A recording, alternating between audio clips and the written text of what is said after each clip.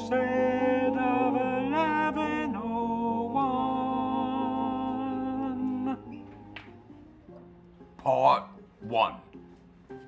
In the year of our Lord 1100, much had changed in the Christian kingdom in the Holy Land. For starters, Godfrey had gotten sick and died, so his brother, Baldwin I, left his own kingdom in Edessa and hurried his ass on over to Jerusalem and proclaimed himself as the new king. As long as you're down there, maybe you could, Hey, this is a holy ceremony. Jerusalem was also in desperate need of a population boom.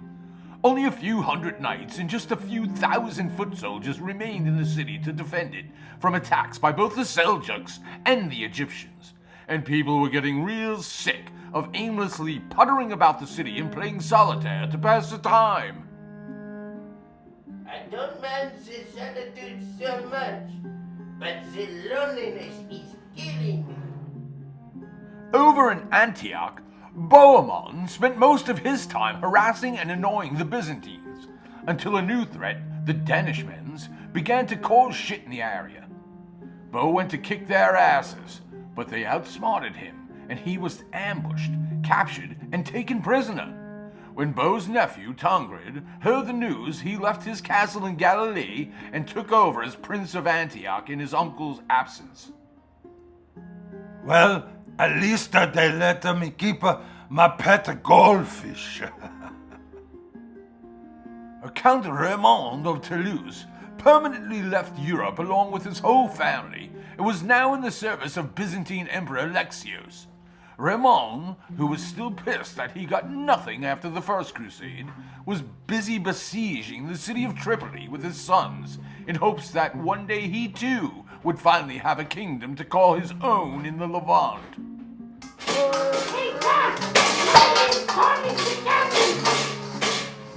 Stop horsing around, Botan. You will fall and hurt yourself.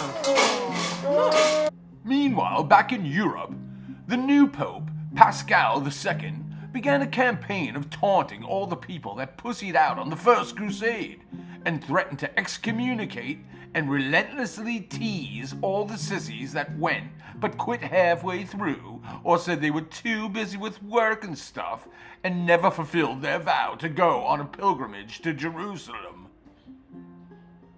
What that I smell? Oh yeah, that's a pussy. That's what I smell. How would you even know how it smells, huh?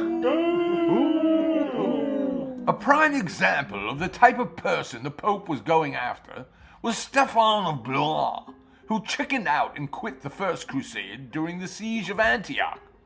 Since his return home, his wife, Adela of Normandy, who was the daughter of William the Conqueror, called him a spineless coward that embarrassed her family name and made him sleep in a smelly old doghouse in the backyard of their palace. Ha ha! You're a total loser, Dad. Why is the dumb dog laughing? He is the one who is a homeless now.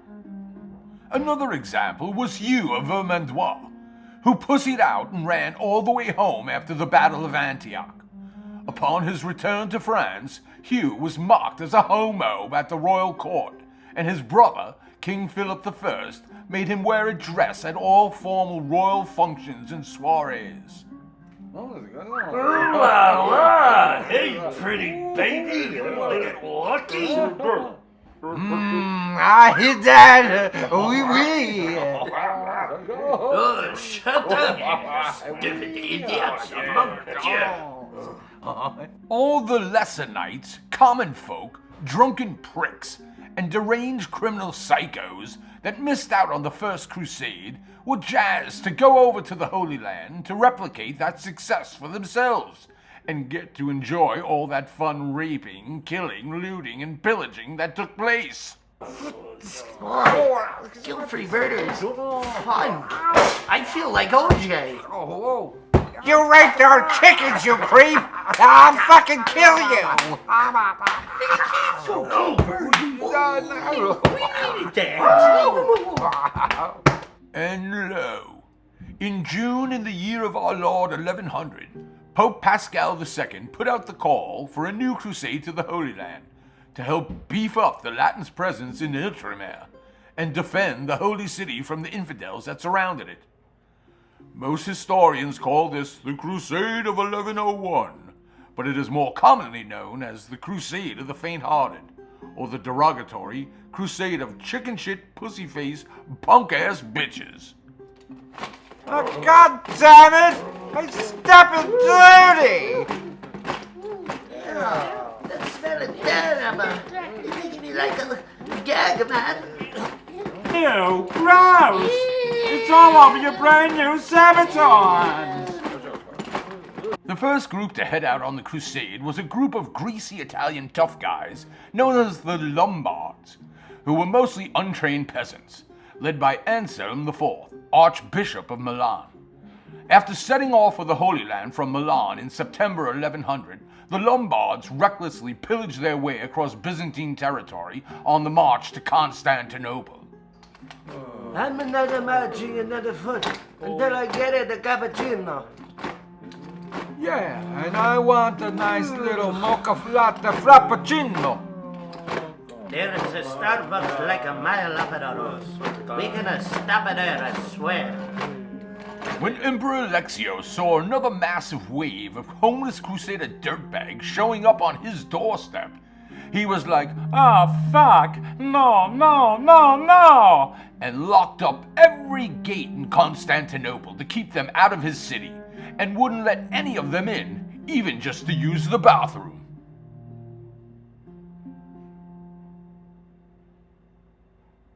The Lombards didn't appreciate Alexios' lack of hospitality, so they attacked the city, pillaged the Blackenay Palace, and even killed Alexios' pet lion Cecil.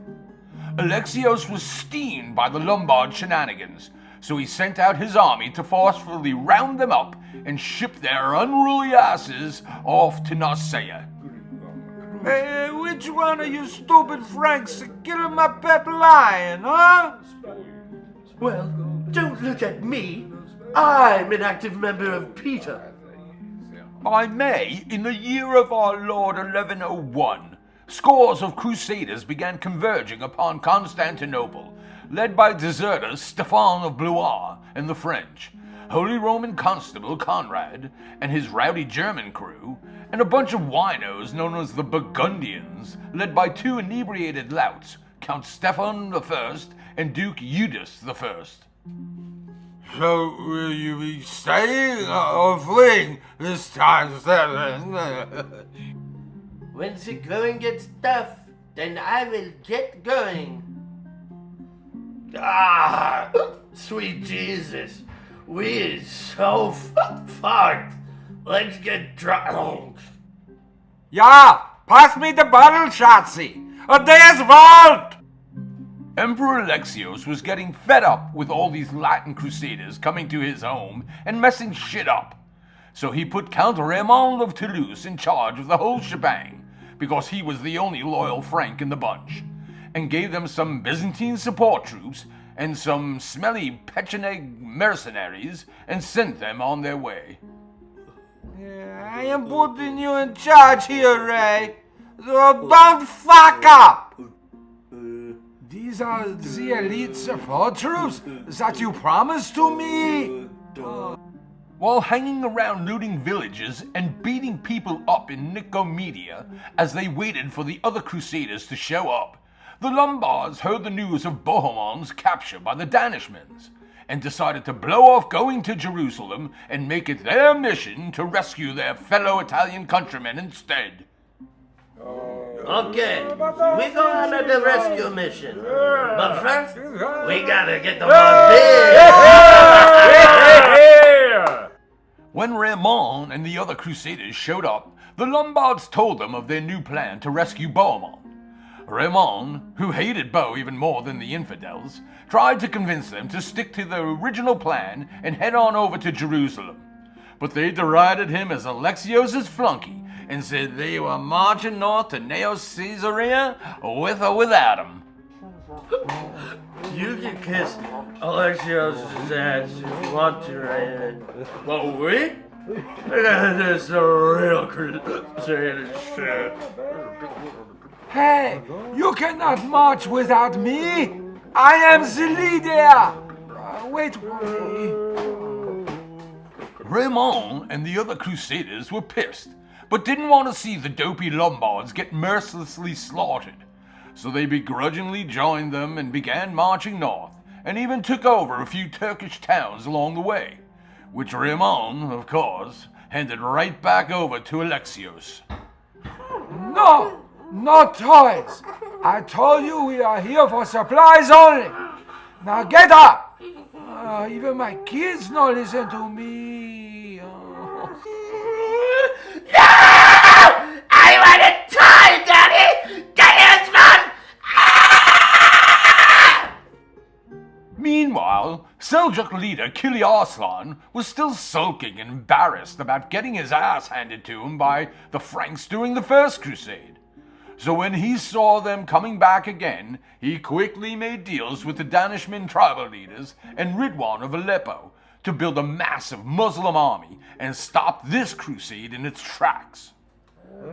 And I will afford to give you each a nickel for every Frank that you kill. By late July 1101, the Crusaders were trying to capture the Turkish city of Kastamonu, when Kili Arslan's combined forces began surrounding the Crusaders and harassed the shit out of them from afar, as they methodically herded and drove the Crusaders into a trap set in the town of Mersavan. I know I'm gonna state the obvious here, but it's a trap! Sacre bleu! And now you tell me?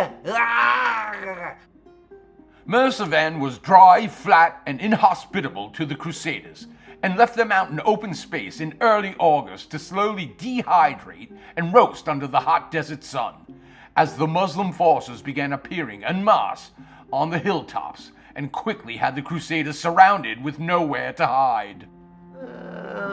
I'm not too good at math, but that looks like a shitload of infidels be coming down the hill. That's not good. What do you think we should do, Stefan? Has anyone sucked a Seljuk cock before today? Desperate to break free from Kili Arslan's trap, Constable Conrad led his German knights on a full-out charge to try and break the Turks' lines. But they just moved out of the way, let the Germans pass through, then closed ranks and cut them off from the main Crusader army. Unable to return to their allies, the Germans fled to an old dilapidated fort and hid out there. Beep, beep. He is coming through. Out the way, Schutze. Ha ha. After being harassed by the Turks for 4 days, the Crusaders attempted an all-out charge to break the Turks' lines and free themselves. The battle raged on for some time, with many casualties on both sides. But ultimately, the Crusaders' mission failed miserably, and they could not break the lines, so they retreated back to their camp to await their impending doom. You did it, Robin, Saracen camelbackers! You killed Francois!